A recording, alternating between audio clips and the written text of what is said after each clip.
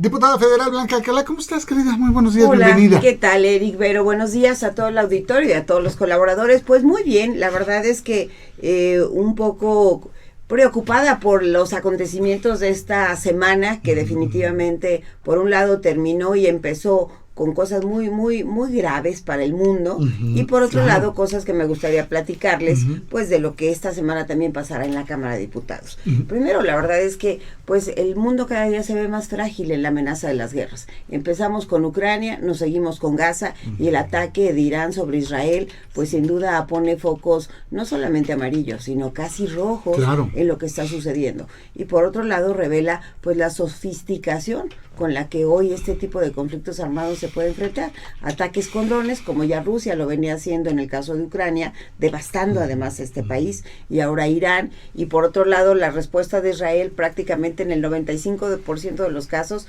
logrando detener el ataque también con la misma sofisticación tecnológica que esto representa. Sorprendente, afortunado para las personas, muy desafortunado que este tipo de situaciones pues hoy se estén dando, porque imagínense lo que en un momento dado podría representar una conflagración pues más mundial, más global de lo que está ocurriendo, porque al final es una confrontación entre los bloques, de que por un lado hablan de las democracias occidentales, Estados Unidos, Unión Europea, Asia Pacífico, Japón, Filipinas, Australia, etcétera, y toda la Unión Europea, y por otro lado pues estos gobiernos totalitarios, como pueden ser en un momento dado China, Rusia, Irán, en fin, o sea, muy grave.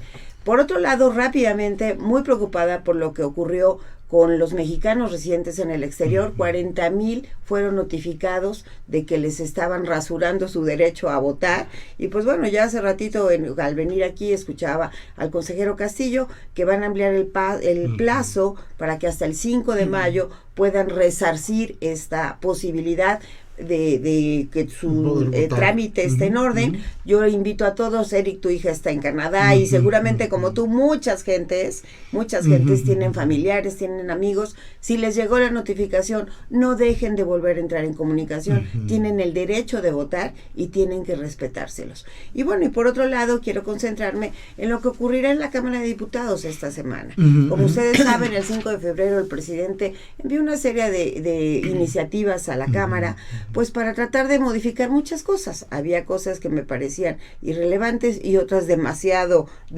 relevantes, desde lo que tenía que ver con el propio INE hasta este tema de la pensión con la que las personas pueden jubilarse. A ver, tú sí sabes del tema, cuéntanos, explícanos, porque todos estamos como de... No, a ver, el presidente manda por un lado esta iniciativa para que todo el mundo nos jubilemos con 17,000 pesos, alrededor de 17,000.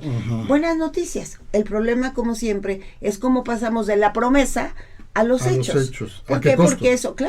Porque eso representa tener un fondo suficientemente robusto, y no solamente eso, significa incluso que debería de modificarse las leyes de pensiones al respecto, para que entonces tengas las cotizaciones que te permitan que todos ganemos esos al jubilarnos, y que te permita tener las semanas cotizadas para lograrlo.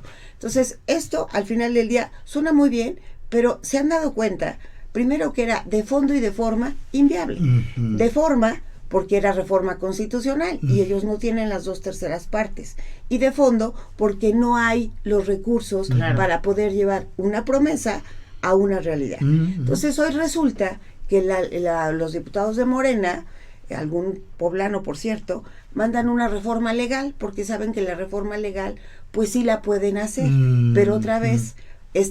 ya no mencionan los 17,000 pesos, pero lo que sí mencionan es una serie de reforma a distintos ordenamientos, en donde por un lado lo que están haciendo es cómo tomo dinero de donde todavía hay, que no es del gobierno, sino es todo lo que de algún momento algunas personas ahorramos porque estuvimos trabajando en una parte, porque antes no estaba tan consolidado el sistema de Afores, exactamente, y entonces hoy dicen, todas aquellas cuentas inactivas de 70 y 75 años más, las voy a utilizar para poder hacer mi nuevo fondo del bienestar. ese dinero no es del gobierno. Claro. Ese dinero es del que tú, Eric, tú, Vero, o yo, o alguna persona en algún momento no las hemos usado, están inactivas. Algunos incluso podrían estar hoy viviendo en los Estados Unidos porque ya no siguieron trabajando en el país, o algunos quizás hasta murieron, pero ese dinero es o de su viuda o de sus familiares, y tendría que seguir siendo de ellos. La ley preveía, y yo curiosamente, al inicio de esta legislatura, el año pasado, presenté una iniciativa para que este dinero se iniciara un procedimiento de notificación a los familiares. Fíjense, lo que es curioso ahora que estamos en época de elecciones, José Antonio Meade, no siendo candidato, sino siendo secretario de Hacienda, y Miquel Arriola como director del IMSS, hizo un programa justamente que permitió la devolución de muchos de estos recursos a los propietarios de estos recursos. O sea, sí se puede hacer, es dinero de los ciudadanos. ¿Por qué están inactivas? Porque ya no estás trabajando. Porque cambiaste, acuérdate que al principio incluso no tenías una sola forma, sino a veces, en mi caso, yo trabajé alguna ocasión en el gobierno del Estado, en otro momento en el gobierno federal. Un fondo de ahorro estatal. Exactamente, y luego así, federal, entonces no estaban compatibilizadas. O a veces alguna gente dejó de trabajar y entonces ya se fue por su cuenta y no necesariamente ingresaba, pero a su afore. Pero eso, ahí estaba su ahorro. Entonces, es un ahorro de los ciudadanos. Sí me parece que es un atropello, que otra vez estamos, así como en su momento barrieron el recurso de los fideicomisos, hoy estas modificaciones, que a las 10 de la mañana se va a discutir el dictamen y que no modifica nada, pues habla de modificaciones a la ley del Infonavit, porque es el ahorro de la vivienda, por ejemplo, que igual, al no estar activa en este momento, o sea, puedes no usarlo. Una pero persona con 75 años ya no tiene derecho a un crédito hipotecario. No, pero sí tienes tu ahorro que lo puedes retirar de vivienda. Claro, que lo va a construir. Claro. Está la ley del ISSSTE, que es otra de las cosas que quieren modificar, la ley del sistema de ahorro para el retiro, justamente para entonces decir, si no lo estás usando, yo lo puedo, o sea, no lo has reclamado, yo lo puedo utilizar, y la ley de presupuesto, responsabilidad hacendaria, y la creación de este fondo de pensiones para el bienestar. En su momento desaparecieron todo lo de los fideicomisos, incluyendo el de salud. En su momento también utilizaron pues algunos otros recursos que ahí existían. Bueno, ¿qué más quieren utilizar ahora? La liquidación de Financiera Rural.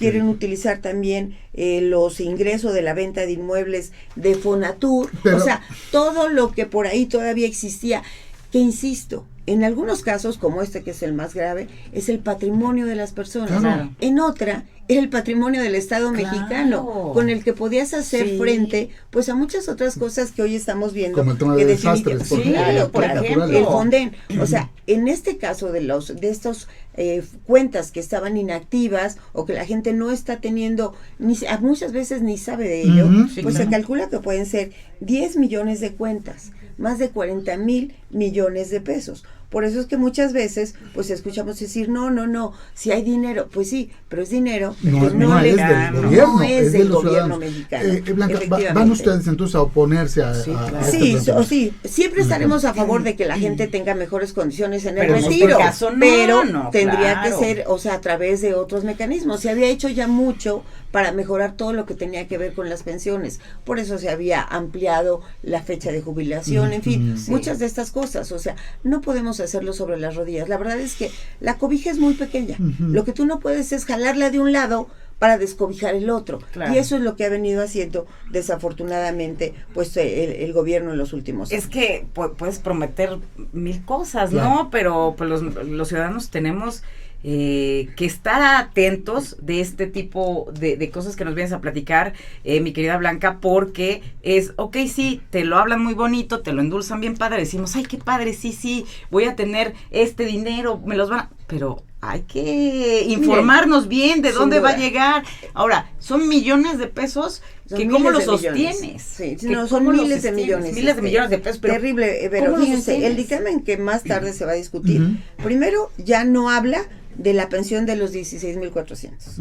Segundo, tampoco el universo que hoy se menciona es de 45 millones de beneficiarios en el ISSSTE. Apenas son 24 millones de trabajadores. O sea, segunda mentira. Y tercero, la reforma excluye pues al 90% de los trabajadores. Esto es tan solo que tienen 850 semanas de cotización, o sea, tendría que modificarse. En sí, la reforma que hoy se estará usando o aprobando con la mayoría de Morena, solo beneficiará a 8,400 trabajadores de los 24 millones.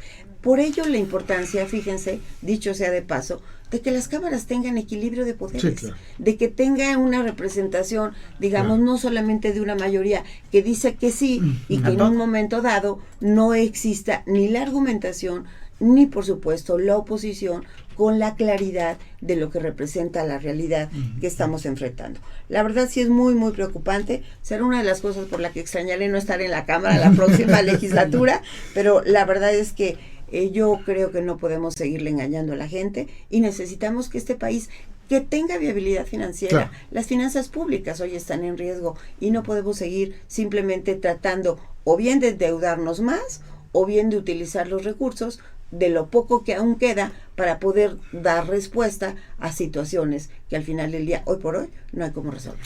Muy bien. Blanca Aquelarre, gracias. Muchas gracias, querida. Gracias a ustedes. Muchas Me gracias. encanta saludarlos. Los veo la próxima semana, ya les contaré cómo termina todo. No, gracias por venir a informar a la gente, sí, porque todo. Muchas veces nada más estamos por encimita, sí, no, o sea, no, medio no, escuchamos, sabemos, hay gente que no es mucho de redes sociales, de estar, pero qué importante es ir al fondo de las cosas. Hoy se estará a las 10 de la mañana en la comisión, se estará discutiendo.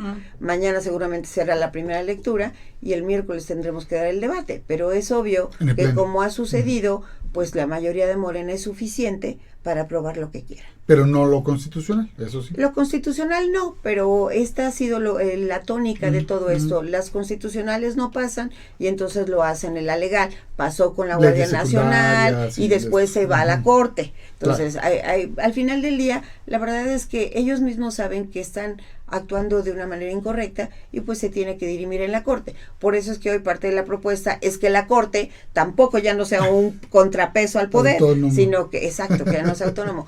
La verdad es muy delicado lo que nos estamos jugando en México. Muy bien. Muchas gracias.